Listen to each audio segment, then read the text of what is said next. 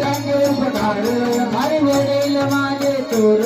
काय सांगू त्यांचे उपकार जीवनाच्या वाटेवरती